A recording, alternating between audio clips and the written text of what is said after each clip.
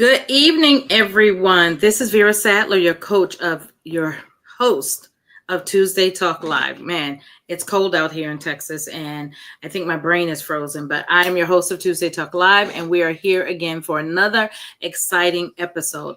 I hope you are ready to have a great conversation with my guest.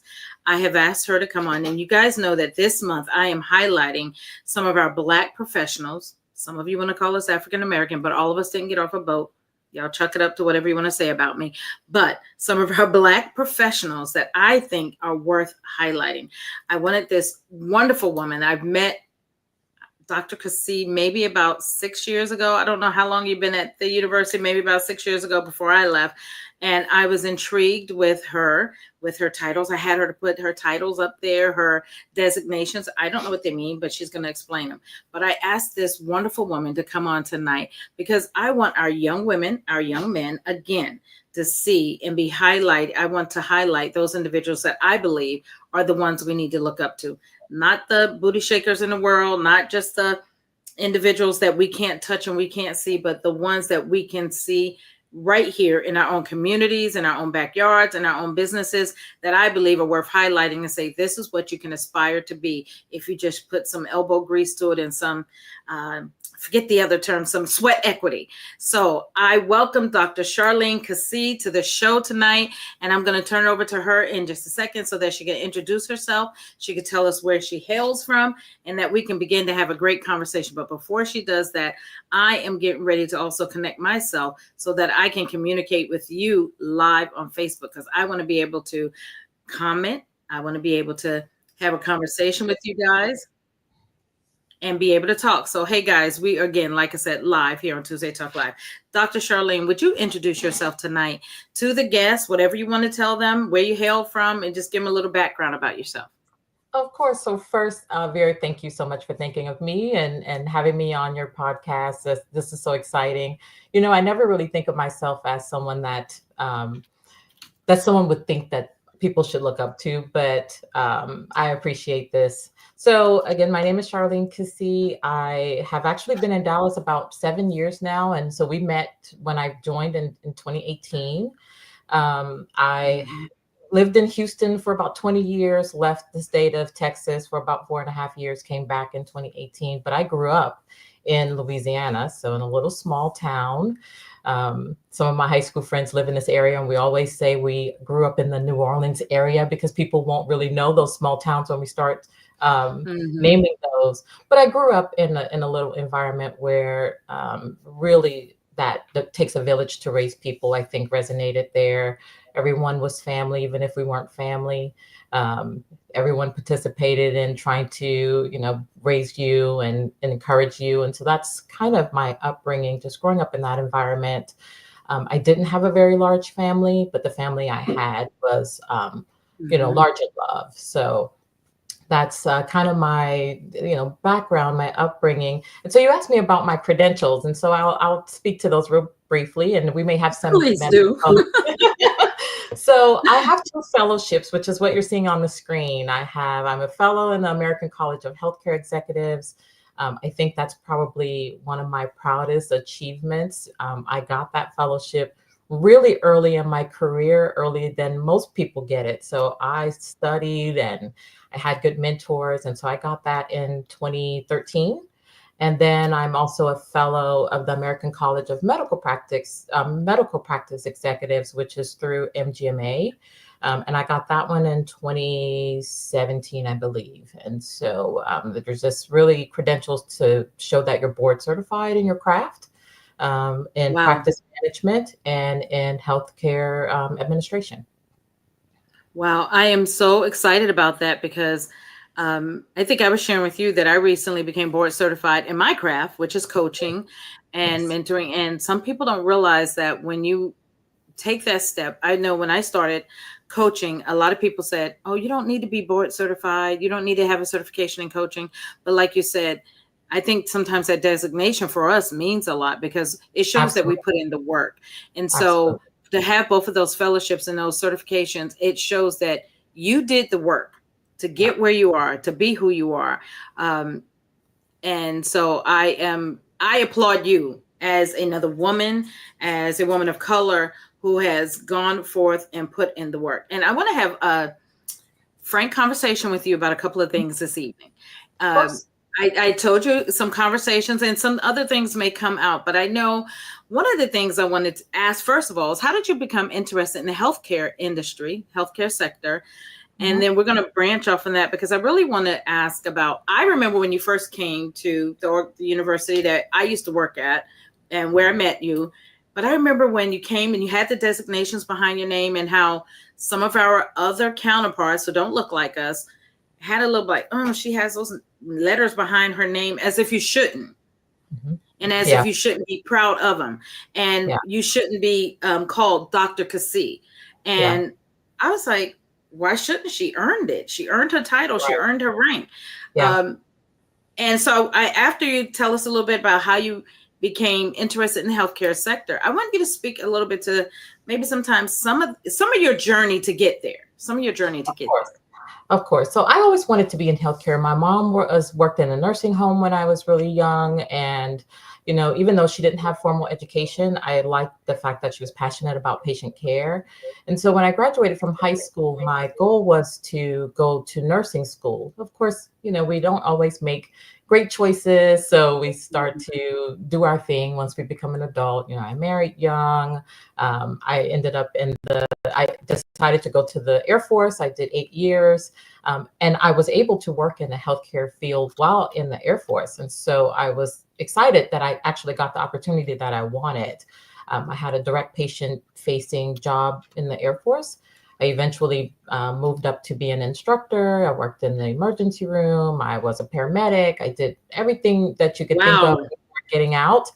And then when I got out, I continued, but I wanted to branch more toward administration. So I worked at the VA. I started to really decide I needed to formalize my education. And ultimately, I wanted to be into some type of administration role.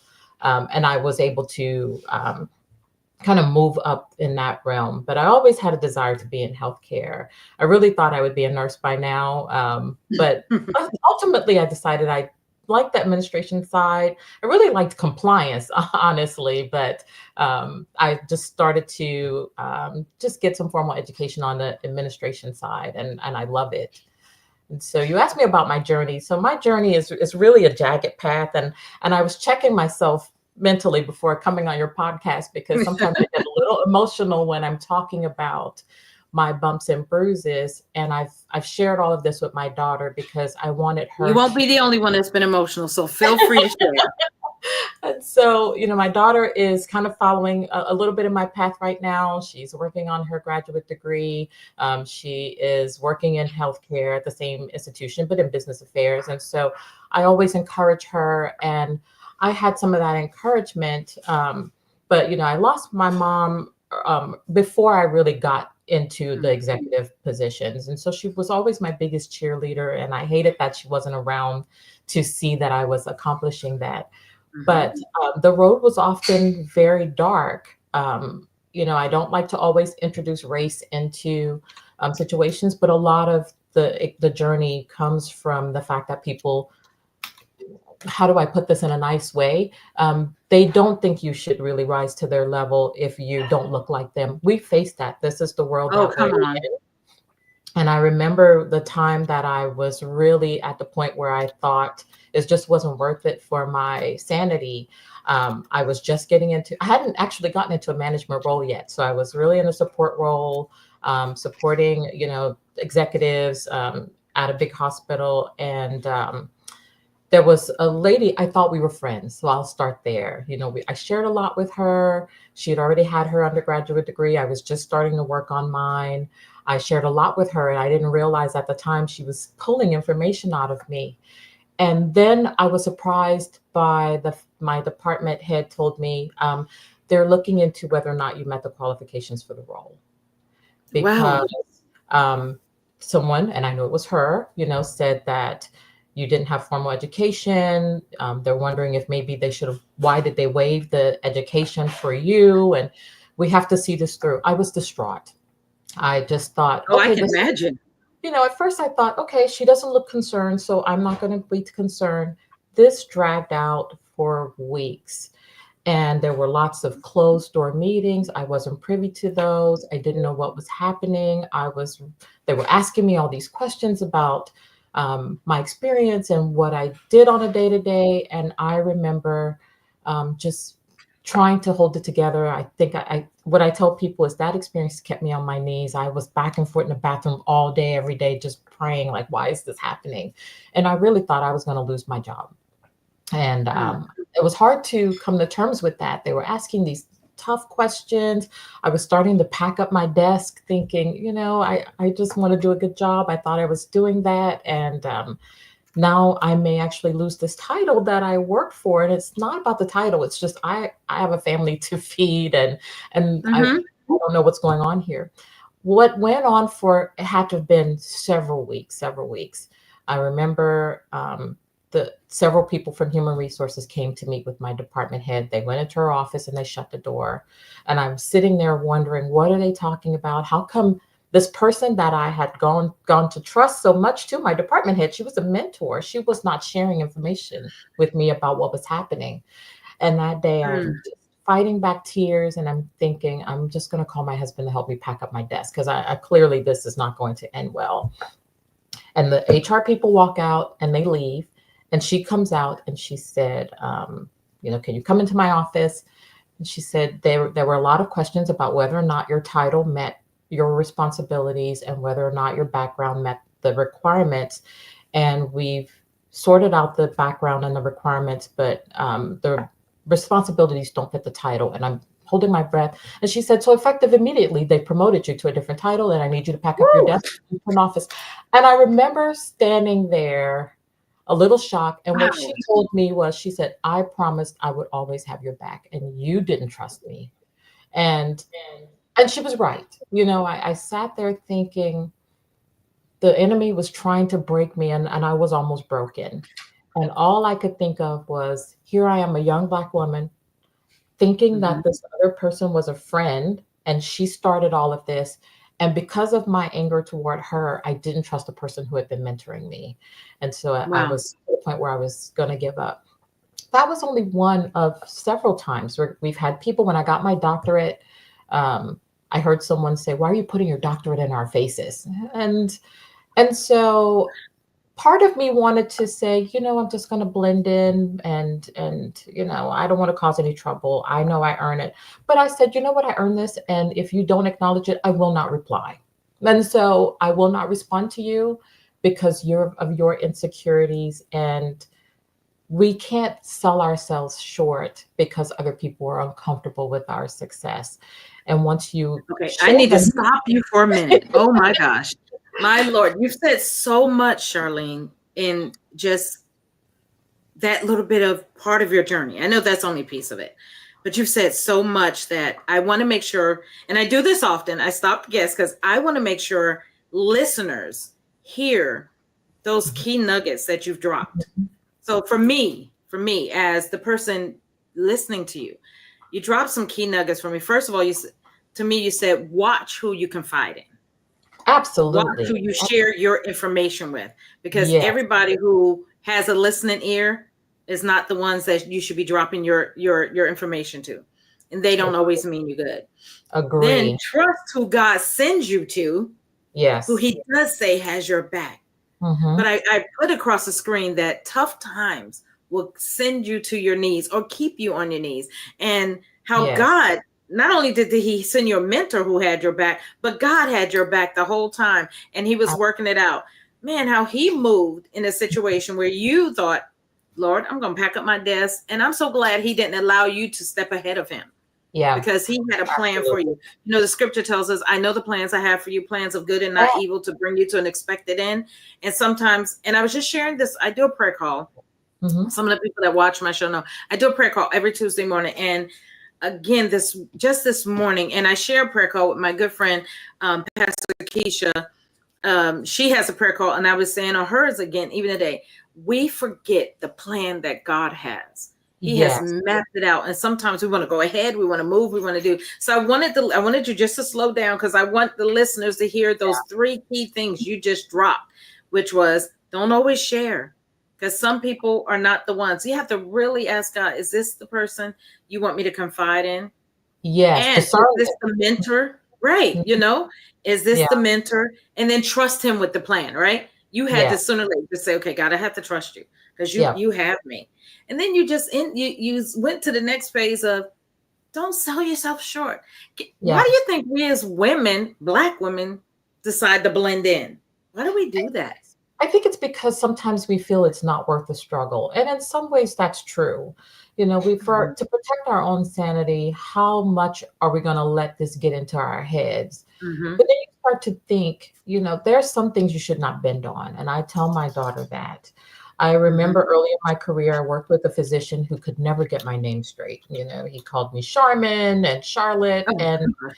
at one point, I just thought, you know what, it's just not worth the argument. But I remember saying, I earned the respect for you to get my name right. And if Mhm. you continue to call me these other names, I'm saying that it's okay to be misrepresented. And so I had to Mhm. tell him, this is my name. This is the last time I'm going to tell you. And I think he probably looked at me as, God, she's cocky and arrogant, but I got your name right. It's mutual respect. And Yes. people often mispronounce my last name, and I will confess that when my husband and I met, I mispronounced the name, and we became mortal enemies for a while, and I did it on purpose to aggravate him. But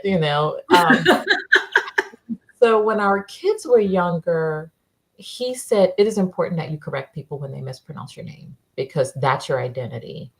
And at Yes. thought, do we really want that fight? But he's right. This is you. You should not give the message to people that your identity is not important. And just to go back to when you said about the scripture, the Jeremiah 29:11, that is my favorite scripture. And let me tell you how that came about. When I was in my dark place, one of many, I kept hearing these words in my mind. I would dream about them and I was trying to figure out, where did I hear this from? Like, did I hear it at church? Did I hear it on a show? And I hadn't heard it anywhere. I think honestly, God planted that in my head for me to Mhm. realize, you're trying to fix a problem. I already know where you're going. No one can take your blessing away from you if I were ready to Mhm. solidify that. And so when we're on these dark journeys and we want to give up, I tell young people and I tell my daughter, um, you were blessed with this role. Don't let someone run you out of it, or whatever Mhm. it is, whatever the situation is. But it really is important that you stand up for what you've achieved. It's important that you acknowledge and force people to acknowledge the hard work that you've done. We should not blend in the background. You should really pick your battles. I mean, not everything is worth the attention, but for things like your identity, which is your credentials, your education, and your accomplishments, you've earned those, and you should not hide because someone else is uncomfortable, because someone else is insecure with your achievements. Mhm. I agree 100%. And I think when I was did an interview with my friend Pastor Keisha, that's the one thing I talked about that I have struggled with at times. Mhm. Um, Sometimes when you're in a male dominated industry or just we have walked, and I know both of us, we've walked in rooms where the male will get the acknowledgement for saying something or doing something, and you could be the one Yeah. that come up with the idea, you can be the one that come up with the plan. Mhm. And I think when I was interviewing with her, I was telling her about a recent, within the past 6 7 months, at the place where I do my other work. I do two types. I'm an entrepreneur, Mhm. plus I Mhm. work at a university. But Mhm. this individual had a conversation with me, and he talked to me like I didn't know something, and it was so demeaning to me. It just, his whole tone. It Yeah. was tone. It was um, implication. It Mhm. was all of that, and it rubbed me so wrong that I finally had to say something recently to a manager, and I said, "That's not something I will tolerate." Mhm. Because I know who I am. And I Mm. said, and then, we get this, you're aggressive, you're arrogant, you're this. And it's like, no, I'm confident. Yeah, exactly. And Exactly. I think we have dealt with the accusations and the attacks that people do not want you to stand confident. Mhm. Have you dealt with that a lot in the healthcare sector?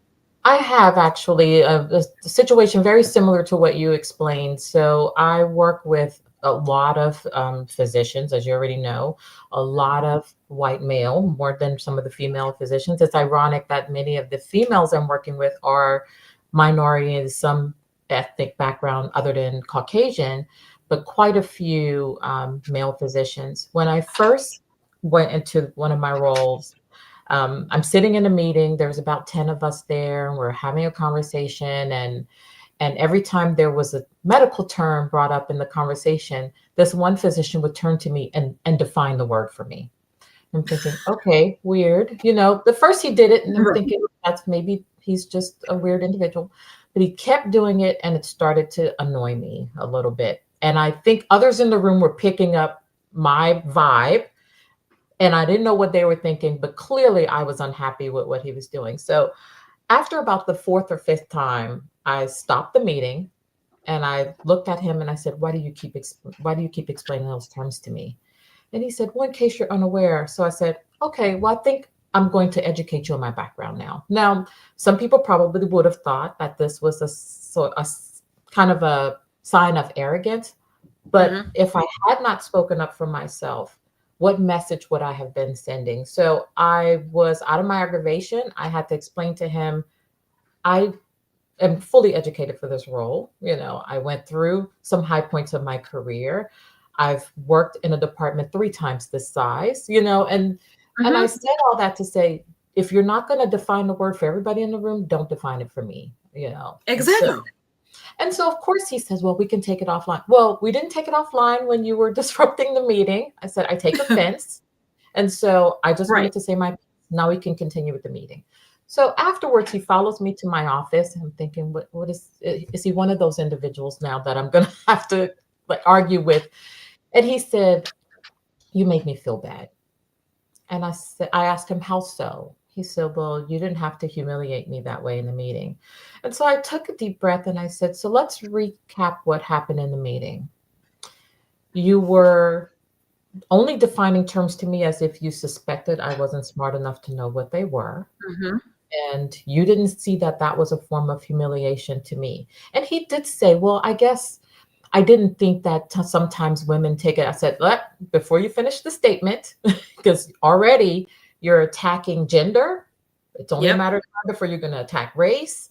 And so I was hired in this job because I was fully qualified. And so if you're not going to acknowledge me in that manner, then there's really nothing for us to discuss. Hmm. I thought I had set the stage that we would have a good relationship. It took about 6 months Wow. before he finally stopped. And I think it was a lot of, I'm not going to back down from my principles. If we're going to argue every time, we will argue. And I told him I will not tolerate disrespect. And if we're not going to be respectful, then we will not communicate. And so he would say, "Well, we have to work together." Then show me that you can do so in a respectable manner. Now, when I replay that in my head afterwards, I could have just let it go. Mm-mm. But what message would I have sent to him? I equate this, and it's not exactly the same, but it's very similar to an abusive relationship, where if you tolerate the abuse, it will continue. I used to work with a physician early in my career who said, "If I can make people cry, then I will always make them cry."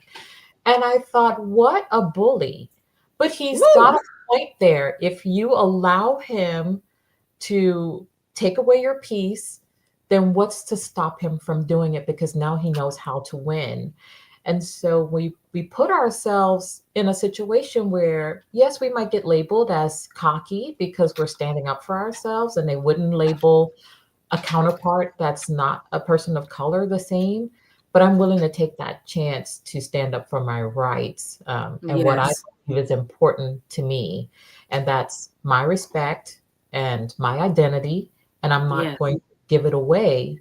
And so it's when I talk to my daughter, I always tell her, you're going to be in uncomfortable situations. Know your rights, know your dignity, and don't sell Yes. those things short. And if you have to walk away from a situation because it's a toxic situation, then know that God has a better plan and he won't let you be out Yes. there eating beanie weenies and stuff. We joke about it. It's okay to know when to stop instead of putting yourself in a situation, but don't just stand by and take it. No, I'm so glad you did not, and that you stopped it and you addressed it. Um, Mhm. and you said know when to stop and when to, Monday, yesterday, yeah, Monday, I was in my office and I was standing there and I usually grab a book. I have all these great quote books, right? And I usually grab a quote and I write on my whiteboard thought for the week. And I was getting ready to write something down. Or I was getting ready to look in the book and grab something. And I'm telling you, I know it's the Spirit of the Lord because no one else would have given me this. So, sometimes I think I'm smart, but I'm not always that smart. But I'm going to put up here on the screen so our viewers can see what the Lord dropped in my spirit. And it goes just with what you just said.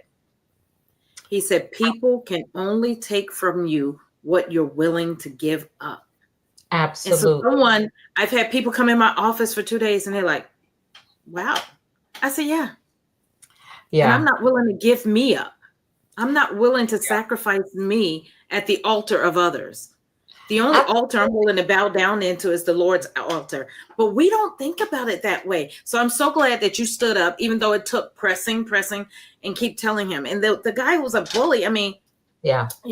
People will continue to push and pull and push and pull until they rip you to shreds. They don't care. But they're Yeah. only going to take what you're willing to give up. And if those who are listening to our conversation tonight, I'm having a conversation with Dr. Charlene KeSee. She is an amazing woman. She is a faculty member. And I know there are times people don't realize, oh, this is a teacher. She's a professor. She is certified. She has her education. She has a PhD. She can walk in any room and hold her own right with all those other professors that are there. You choose to work on the administration side, but you also do teach. She has authored books and instruction. So she holds her own right. But we shouldn't have to keep fighting for a seat at the table, or we Yeah. shouldn't have to tell people, hey, let me just stop you while you keep explaining to me. I was Yeah. hired because I know what I'm doing. I shouldn't have to keep telling people. And I've had to do it too. Like, you don't have to explain these things to me. It's a form of bullying. I remember seeing this quote when I lived in Houston. There was this church I would pass by every day on my way to work, and they would have different, catchy sayings on the bulletin. And there was one day where it said, "If you give the enemy an inch, he'll be a ruler." And I Woo. remember driving and thinking, "Oh, I had to pull over," and I'm like, "That's a shouting moment almost." When you start Yes. thinking about that. And it's right. Once you give it away, once you give your power away to someone else, they're going to do whatever they want with it. And if they already don't respect you, they're going to use that to continue to disrespect you because you gave it away so easily. Yes. It's just like any other situation. Not to deviate from such a positive message, but let's think about just sexual assaults, right? Or people who are in a more of a casual relationship, and this is not to judge anyone, but I use No, this as just an let's example. talk. And so if you are in a relationship where even if your mind may tell you not to do something and you do it because you're trying to please that other person, you've now given away your power. Why would they respect you going forward? It's just this, it's the same in a job. It's the same in friendships. I've had to cut off friendships because they became unhealthy for me. If you have a friend who's not going to celebrate you, that person's not a friend. And Yes. sometimes they're a friend for a season. And sometimes my pastor in Houston used to say, everybody wants to see you get ahead, but not ahead of them. And Wow. I never thought I would be able to live that until I had a friend who criticized my credentials. And I wondered, why would you not be in my corner when I celebrate everything? I encourage you. And she just said, I just don't understand why you need it. And it hurts when you Wow. have someone that you care about picking apart your success. And I realized that that person's probably not the type of person I want to continue carrying along in my life. I gave her a moment to come back and say, okay, I was having a bad day and I didn't mean it, but she never did. And so I think that was one of those moments where, again, choose wisely who you put your faith and trust in. Mm-hmm. And sometimes the friendships, you start to see different sides of people, and it's okay. You Mhm. know, it's okay to walk away from those. I used to tell my employees when I first started managing folks, and they would come and say, "How come I'm the one getting this assignment? And there are other people who aren't doing it. And I feel like I'm, being the one, you're harder on me, and why?" And I would tell people, um, I see more than you think I see. Mhm. And I remember when my daughter worked as a courtesy clerk at Albertsons, and she was wrangling shopping carts, and other kids would hide. And I said, the managers see a lot more than you think. And Yes. one of my favorite quotes was, "Today I will do what others won't, so tomorrow I can do what others can't." And so when my daughter was having an issue with, I don't want to go wrangle the runaway shopping carts in the parking lot, and the other kids aren't doing it. When a promotion opportunity came up where she could move to like the bakery, she was the only one they considered. And why? Because they saw her work ethic. And I Yes. tell people, there's people will see your work ethic, whether it's good or bad. So don't think people are sleeping on your behavior. Mhm. They see more than you realize. I might not let it be known that I see. I pick up on the cues, and I see that. But work hard. If you have an opportunity to work towards something, take the opportunity, because you never know when that's going to come in handy for you. Yes, it may seem like someone's singling you out and giving you the harder work. If they're investing in you and mentoring you by giving you this opportunity, take that opportunity. I Yes. didn't realize my department head, I didn't even know I was being mentored by her. She would take me to Mhm. meetings. Um, she was always sharing information with me, and sometimes I didn't know what it was, but I would go and like try to look it up, and Mhm. she would just plant little seeds here and there. So when I got my first credential, that FACHE, when I told her I was interested in it, she asked me what did it take to get it. And I told her there was about 13 books to read and study, and I was going to take the next year preparing. And she just said, okay. And then she bought every book on the reading list. Oh And my she, goodness. she brought me this box, and she said, I expect you to pass the test. And I'm thinking, oh my Wow. God, pressure's on. So I was a little nervous. And so I planned for that whole year. I studied, I read every last one of those books. And she would ask me how things were going, just the one question, and she would move on. So the day I took off vacation the week that I took my exam. And the day I took the test, it was a 6 hour test. When I finished, I sent her a text and told her I had passed. And she said, I knew you would. And we're just sitting here with all of the physicians who I told you were taking the test, and we're all waiting for you for the update.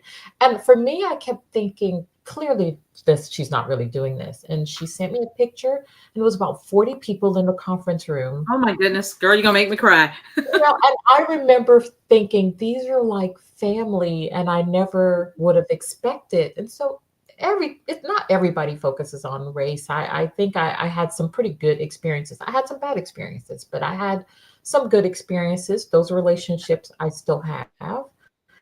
But I could tell the people who really I needed to give my attention to, because Mhm. little things they celebrated. I got this award years ago, and it was called a Woman of Excellence from. I was a member of another organization, and they would nominate members from each organization for the Federation of Houston Professional Women. So it was this big gala. I was so honored. And I remember telling my department head that I was getting this honor. The banquet tickets were about 150 bucks. And she just said, okay, I'll buy a ticket. That night that my family and I showed up, there were 14 physicians there. They had bought a table, and I never expected to see them there. So I was crying, my makeup was running all over the place. And she said, I told you we were going to be here.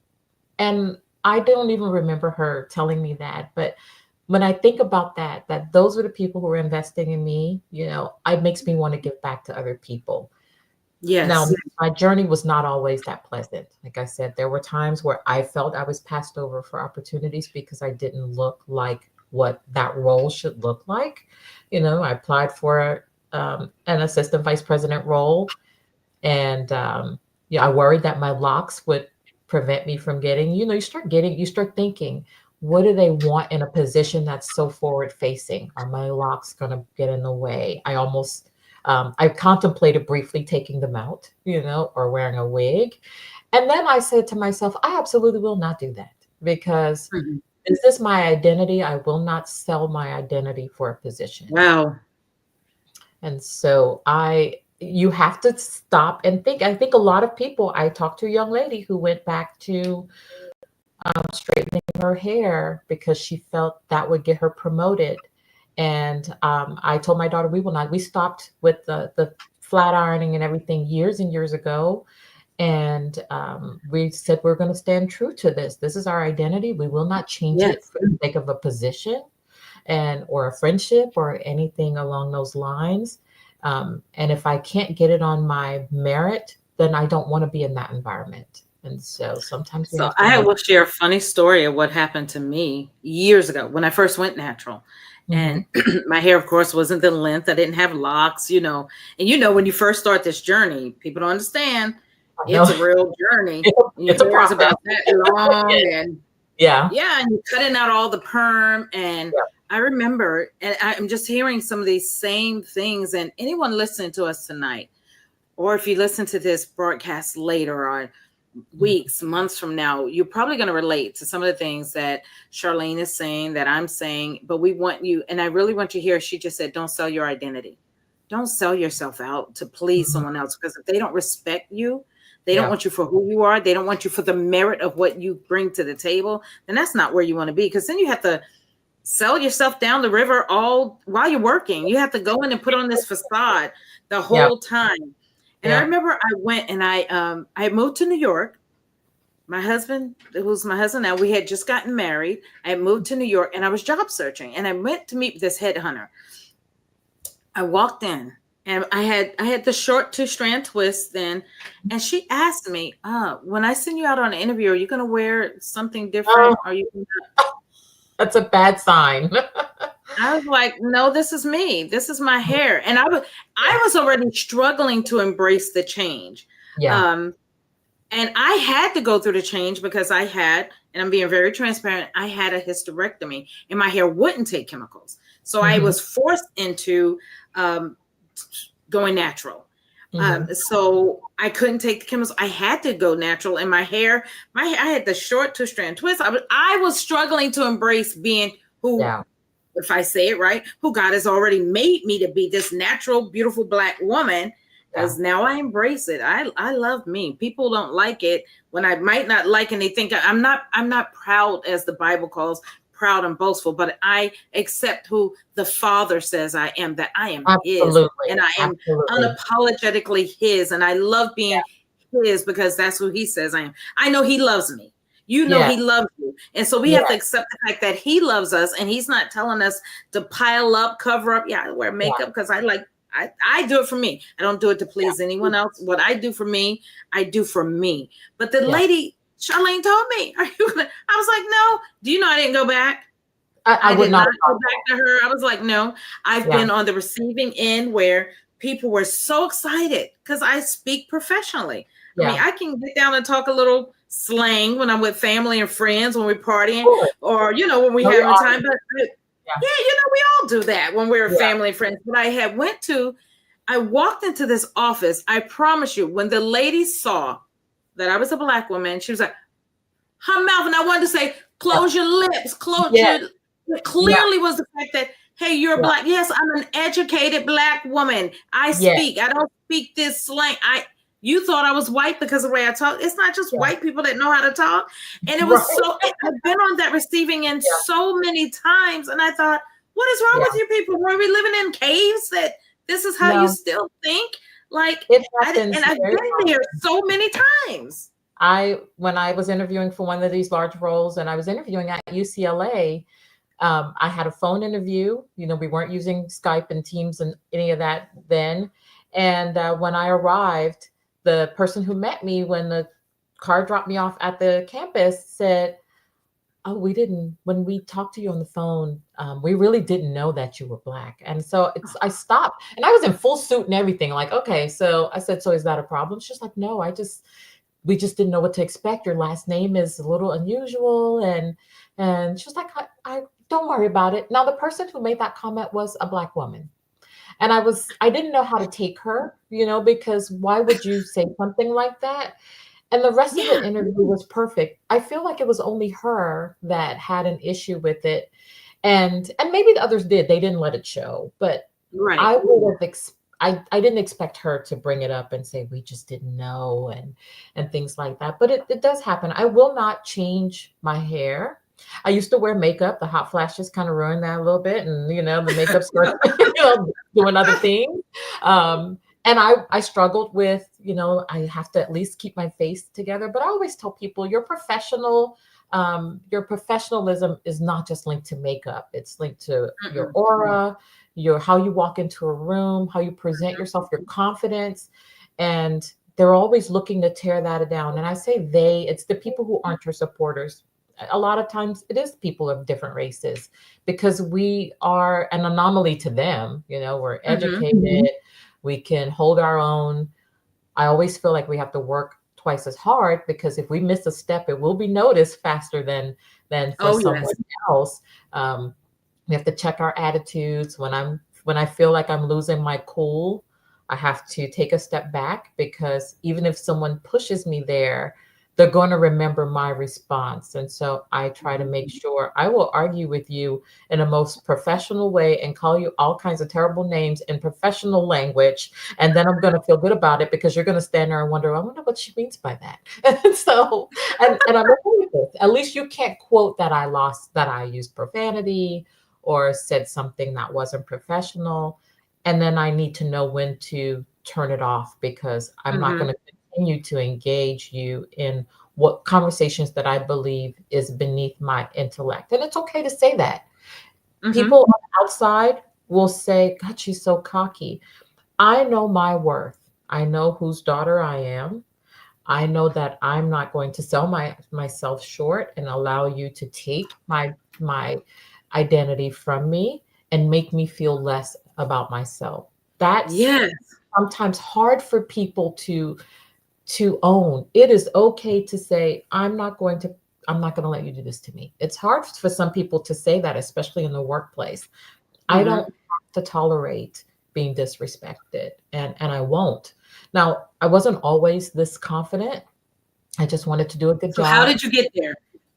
I think it took being fed up, as Mm-hmm. I felt like I was defending my actions a lot. So I didn't take the traditional route to go to school. I started college and then I got married. I went to the Air Force. I wanted to raise my family and not have my children in daycare. And as my kids got older, I went back to school. So I went to school online and people attacked that decision. Online school was not as good as the Ivy Leagues. And so I always felt the need to give them the backstory about why I chose that school. I Mm-hmm. had a Me script in too. my head, and then I decided I'm just as educated as you are. I'm not going to defend it anymore. I think out of frustration, I said, I will not give you the backstory.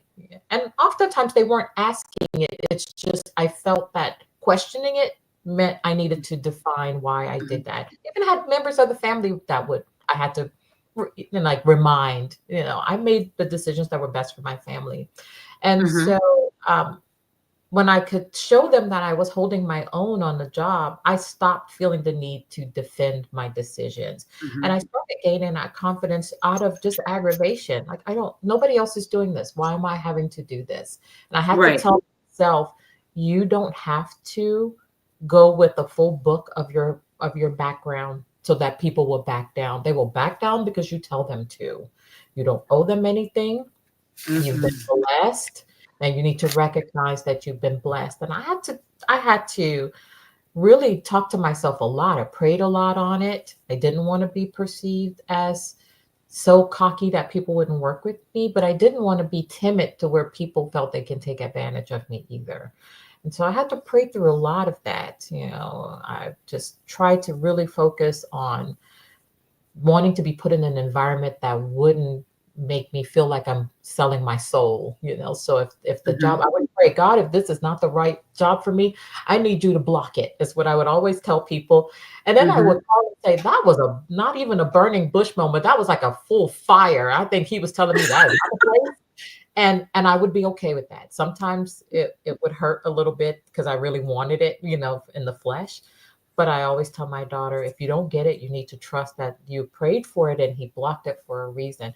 I tell this story to a lot of young people, even though some of them don't know what Enron was. When I first got out of the Air Force and I didn't know if I was going to stay in health administration, I wanted to work at Enron. That was the place to be in Houston.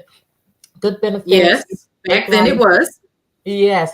I applied 3 times for Enron, never got an interview. I would drive past that place and I was just plotting, how can I get in there? And never got an interview. So I eventually gave up. I worked at the VA and then fast forward, Enron's in the news, it's crumbling. And all I could hear in my head was God saying, that's why I didn't give it to you. And Wow. I tell people, you may not understand today or next week or next year. At some point, that epiphany will happen and you'll say, that's why I didn't get that. And you Hmm. just have to trust it. So I pray on everything, Yes. so that I Yes. can get out of my own way, because otherwise I'll be like, let me help you, God, because I just feel like you need my help. But, so I will pray. And if it doesn't come to me, it took a lot of maturing to get to this point where if I don't get Mhm. it, it wasn't meant for me to have. And I'm okay with that. I wasn't always okay with it, but I had to tell myself, don't pray if you're going to try to force the decision to be a certain way. Mm-mm. So in these jobs, if I go to an interview and it feels off, they're showing me disrespect, and I pray on it, and I don't get that position, I walk away with my head held high, and I'm okay with that because I don't It's think. so funny you say that you pray about everything and it took maturity. And Mhm. I can attest to that, Charlene, because there used to be a time I'd be like, oh, what did I do wrong? And Right. why they didn't choose me? I know I'm an outstanding candidate. And you begin beating yourself up again. We Yeah. begin questioning our own identity and we Yeah. want to shift our identity to please others instead of just standing in what he has said about us. Hmm. And I love this is so powerful. This is such a powerful interview that I hope people are listening. Stand in who you are. But that trust, Hmm. okay, God, that wasn't the place for me. That Yeah. wasn't where I need to be. I remember at one time, years and years ago, when I was, and I saw it coming. God, and also watch the signs. God to show you things. I was Yeah. working at a place in Colorado as it was a financial services firm. Had been there. I had went out on medical leave, and even before I went out, God was just showing me this one person. She wants to give her friend. She wants to have. It was a very small financial services firm, but she couldn't have her friend move into the position I was in because I was the most knowledgeable. The Hmm. only way she can do that is if she finds a way to get you out. I went out on medical leave, and when I came back, the next 3 weeks were just kind of weird and things. And I was like, God, something's not right here. And probably within a month, they were letting me go. It wasn't even for anything I did. It was like they were eliminating my position. Hmm. Eliminate my position. And she was sliding into this. She was trying to be the vice president or something director. She was, and she wanted to move her friend into my position. On the way out the door, she's crying, "Oh, I'm so sorry, Vera. We have to do this. We know you just got back from sir." I looked her in her face. I said, "You did me a favor." And Right. honey, and I mean, I had my little box in my hand, and I Yeah. said, "You're crying. Do you see me crying?" I said, Yeah. "Girl, you did me a favor." I said, God, and I told her to her face, I said, God got me, and I'm not worried. And I Yeah. told God, I said, whatever she did, He showed me. I said, she will have to come back and apologize, or Hmm. you're going to deal with her. Within 6 months, they terminated her. Yeah. Not And that's what happened. I had another situation man. where I was working with this job became very toxic very quickly, but I just needed to keep a job, and my husband worked nights. I ended up working nights, tried to negotiate there was another individual who worked days who wanted the night differential. We did the exact same job, trying to get them to switch our schedules. And this lady just gave us grief every time we asked for things. My vacation was always denied. I ended up having a miscarriage at one point during that job, and she was not sympathetic.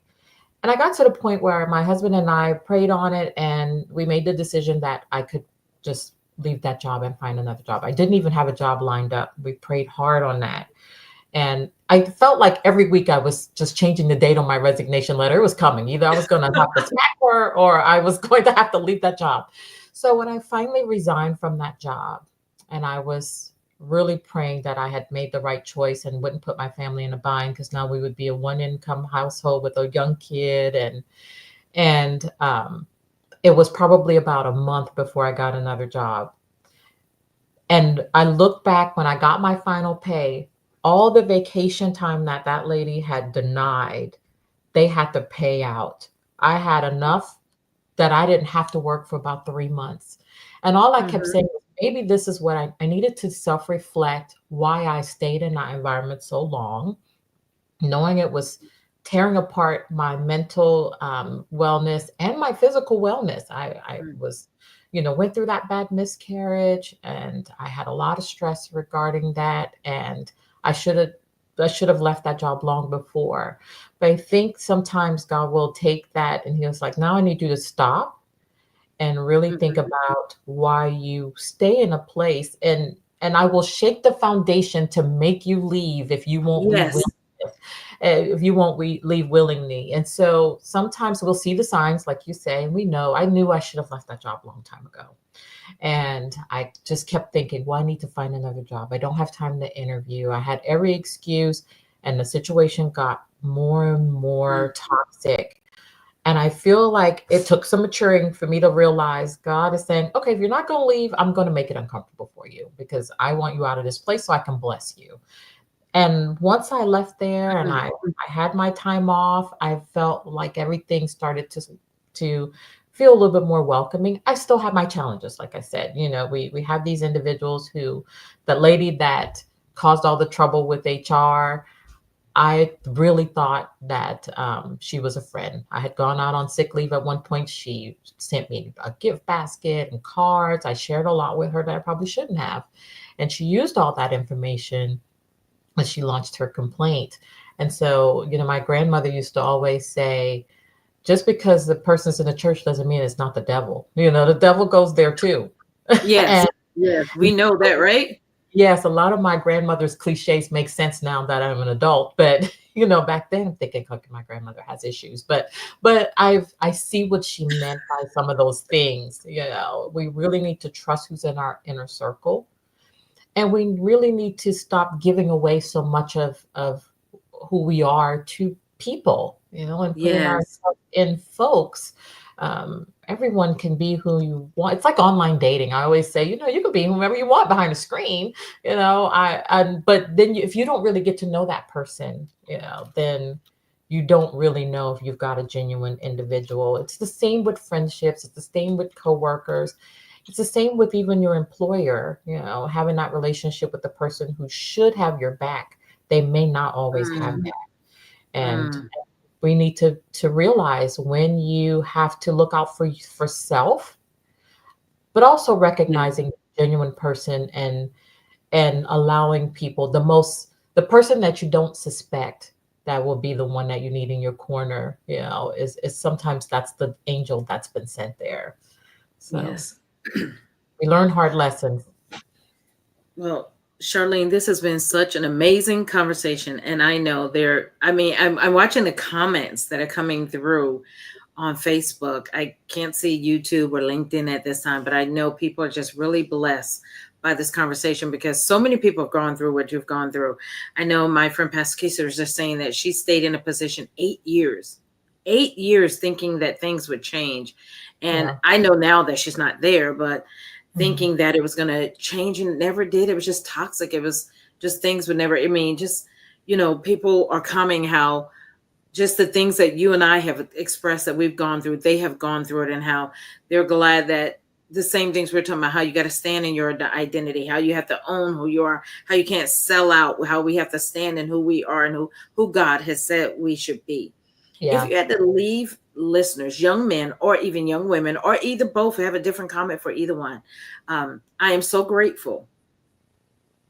I remember this, and I can be very transparent. And because we talked about when something doesn't work out, you have to trust God that God has a different plan, right? Because Mhm. you remember, I interviewed to work with you because I needed to run from the place I was in. I I was like, remember. oh, I got to get from up under these people. They are crazy. I was Yeah. working place and I said, oh, Yeah. Charlene has a position open over there. And I didn't get it. And it wasn't, no hard feelings, but my daughter, I'm Yes. putting out her business. She's probably gonna be like, Mom, why did you say that online? My Yeah. daughter, but it was such an amazing, I think, connection. Mhm. And that's where God wanted it. And we Mhm. talked about it. We laughed about it. I said, girl, I'm so glad because that's where she needed to be. And I text you, and even when I was texting you the other day, I said, I think that's what she needed. She needed that to see. And not only does she have one, I consider one powerful, amazing woman in her life that she sees doing things, but she has another, she has multiple Mhm. examples. And for Yeah. me, she gets to see another woman of color like a mother. I know you don't treat her like she's your daughter, but maybe sometimes you do at work because I know how I take on I some of think my staff. sometimes I do. I always tell her I'm in mom mode. I'm in mom mode, but But I mean, she gets to see another woman of color that is pressing, that is pushing. She gets to see another level that she can elevate to, that she can rise to. And I know you pull her. I know you push her. I know you're like, hey, Ray, you can go do this. You can be this. And so I know. So for me, I know that's a divine appointment. Some people don't see it like that, but I yeah. know at this particular time in her life that it wasn't for me to be there with you. It was for her for a divine appointment. And I thank God for that. And where Mhm. I am is divine appointment. And where I was for that season that I wasn't, it was divine appointment. So I believe I'm just like you. God has things orchestrated that we don't see and we don't understand. But when we take a step back and we Mhm. reflect, He's doing it. So if you had to leave words with those who are listening, and hopefully my daughter won't smack my hands later for sharing that, but I really want people to hear what you have been saying. Mhm. Trust God for the process because He's doing something with us. And I've been saying it all day long to people. God has orchestrated our plans. We don't see it. I mean, Absolutely. and I'm just going to share this little tidbit and I'm going to let you say, He really just showed me through Moses' life from Mhm. beginning to end.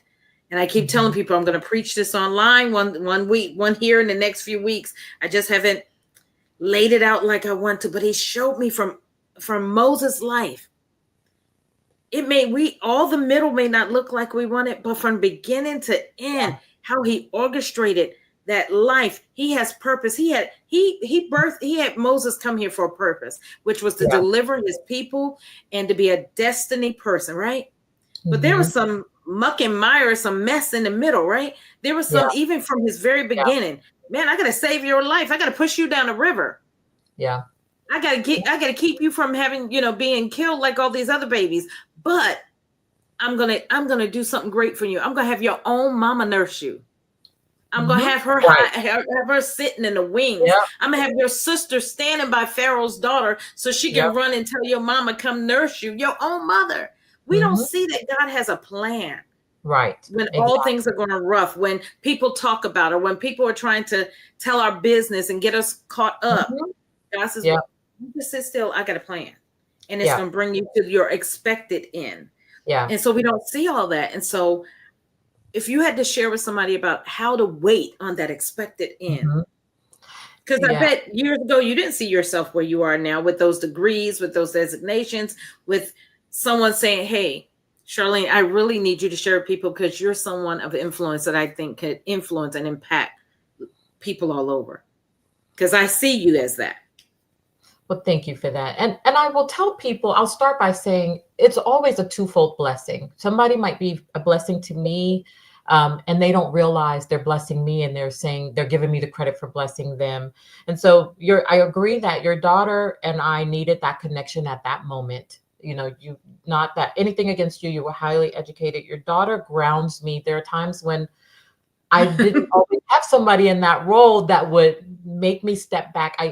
To trust them enough to take care of the situation where I'm not losing my cool. Mm-hmm. It's we shoulder the burden of this heavy job.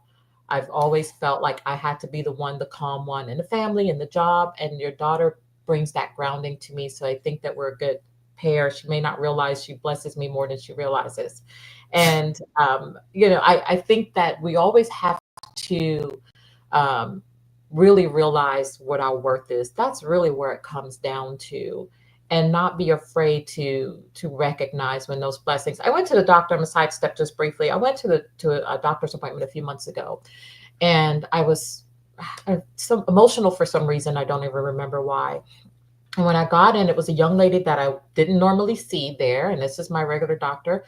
And she said that she didn't want to work that day. They had asked her to take on this extra shift. She was supposed to be on vacation. She came in, and she was talking to the person before me, and that person blessed her. And when she was telling me what was going on with that person, she said something, and I can't remember exactly what it was, but it made me start to cry.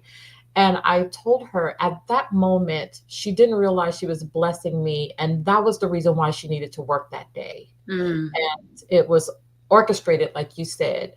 And then she said, that I said something that made her cry. I mean, it was like a whole love fest going on there. But I feel like that whole day, each of us needed something, and God put us each in each other's path for that reason. Now, I say that to say we need to recognize where our faith and trust goes.